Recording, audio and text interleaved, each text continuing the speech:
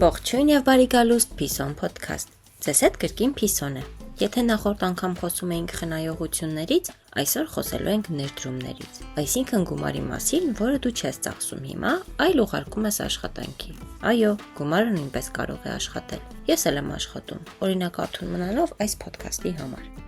Սկսենք շատ պարզ։ Ներդրում նշանակում է դու գումարը մի կողմ ես դնում ոչ թե պահելու, այլ աճեցնելու համար։ Սա արագ հարստանալու կախարդանք չէ։ Եթե ինչ-որ մեկը խոստանում է արագ ու հեշտ գումար, հիշիր իմ ոսկե կանոնը։ Եթե դա իրական լիներ, ես հիմա սեփական կղզի կունենայի եւ ձեզ հետ հիմա չէի խոսի։ Կարևոր է հասկանալ, որ ներդրումները սկսում են ոչ թե մեծ գումարներից, այլ մտածելակերպից։ Նախ սովորում ես չծախսել ամեն ինչ, հետո սովորում ես սպասել։ Սա ամենաբարդ մասն է։ Նույնիսկ ինձ համար է դժվար սպասել, երբ ուտելիքը հենց կողքիս է։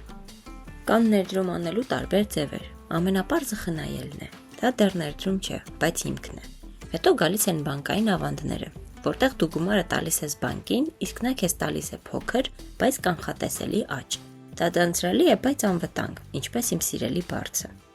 Հաջորդ ավելի լուրջ բաներն են՝ բաժնետոմսեր, ֆոնդեր, բիզնեսներ։ Այստեղ դու դառնում ես ինչ-որ բանի մի փոքր մասի սեփականատեր։ Կարող ես շահել, կարող ես կորցնել։ Սա արդեն խաղ չէ։ Եթե չես հասկանում ինչի մեջ ես ներդրում անում, ավելի լավ է չանես։ Ես էլ չեմ թռչում, որովհետև դե գիտեմ, թե վերջ չունեմ։ Կարևոր զգուշացում՝ մի ներդրիր այն գումարը, որը վաղը կարող է պետք գալ։ Ներդրումներն անում են այն գումարով, որի կորուստը չի կործանի կյանքդ։ Եթե դա վերջին գումարն է, դա ներդրում չէ, այլ ռիսկային սխալ որոշում։ Նույնն է, ինչ վերջին կերակուրն ուտել ու մտածել, որ վաղը ինչ-որ մեկը քեզ կկերակրի։